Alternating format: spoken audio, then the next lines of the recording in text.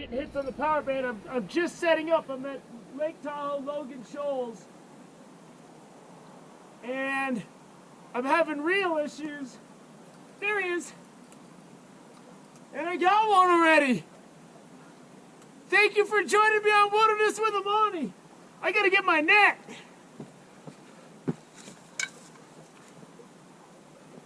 Feels like a good fish. Oh, I didn't have my camera set up. And my reel handle broke on my other one. I was trying to rig up my other reel, my emergency backup. So I threw my power bait out.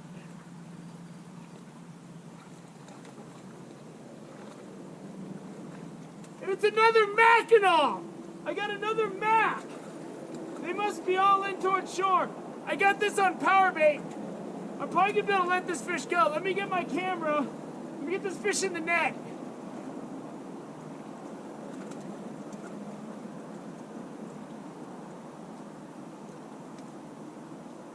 And I got this fish on power bait on a really small size 18 treble hook, so I can already see the hook.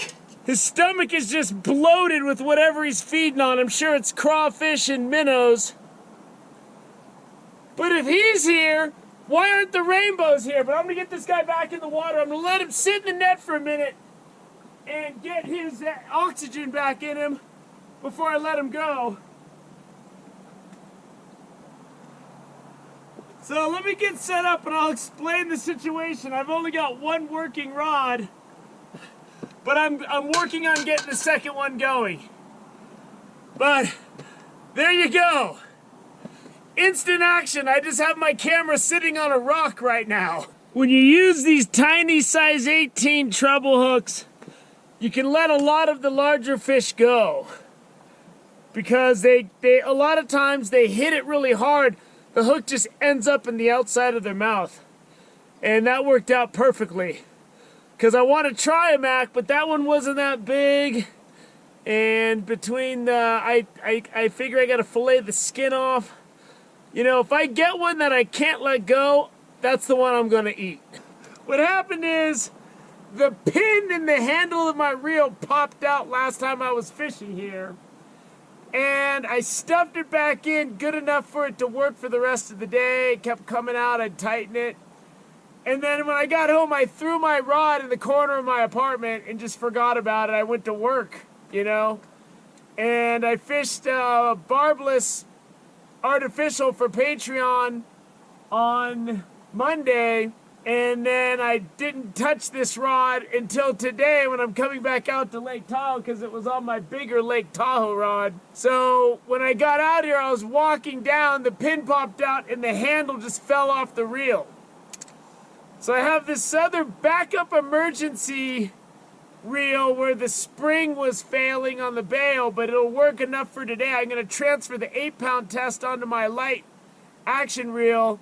The handle's jacked up because this handle's not for this reel. And I just got to hold it out here and it'll work because it's loose. But when you're out at Lake Tahoe and this is all you got, you're going to make it work. Last time I fished this shallow cove, and it's only like a 15 to 17 count out there. Right on the other side of these rocks, it's a steady 26 count from the time my weight hits the water to the time it hits the bottom. And I still have to get set up. I just threw out my power bait line. I put the bigger reel on my larger 5'6" rod because that way I can cast it farther if I want to. And then I'm gonna put the small reel on this 4'8" rod that I got, and that's what I'm gonna use for the night crawler. What I need to be careful of is the camera's not gonna show the depth here, but as you can see, this is a pretty deep chasm. And when I get a bite, I gotta leap over this chasm to get to my rods. And then I'm gonna put my net out here because I'm either gonna have to land fish there or I'm gonna have to jump out onto the edge there. So we're doing a back-to-back Logan Shoals. They're doing construction on the 28, man, and I don't want to deal with that. And so I'm gonna go ahead and get this reel set up. I'm gonna get my tripod set up. and I'm looking to catch a good rainbow. I don't know what's up with all the Mackinaw so close to shore. I'd only caught a couple in the last couple of years of fishing here, and I've gotten two back to back in from a 15 count to a 26 count of water. So I don't know. Those are in tight. That fish's stomach was full of whatever it was feeding on. So I'm assuming there should be some rainbows here. That's what I'm looking for. I didn't get out here until 6:30. I woke up at 3:30 because I wanted to be out here at first light.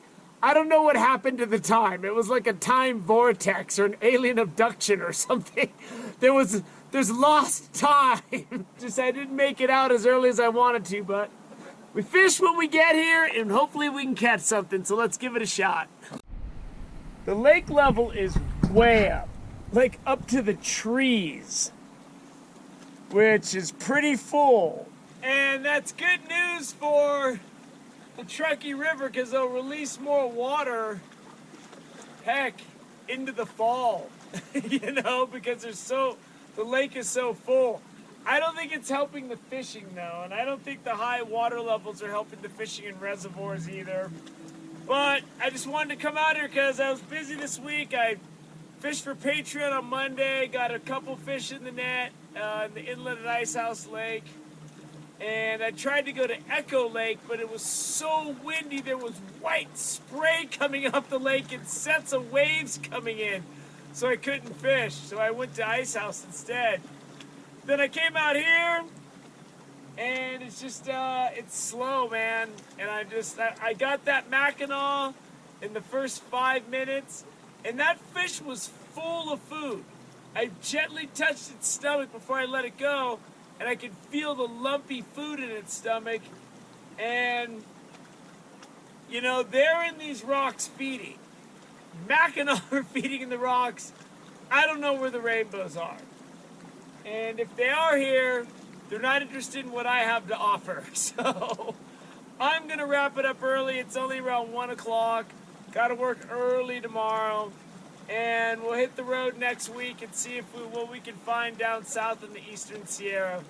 So I hope you enjoyed that Mackinaw. I wanted a rainbow, but I'll take that. I didn't get skunked. Thank you for joining me on Wilderness with Amani. Until next time.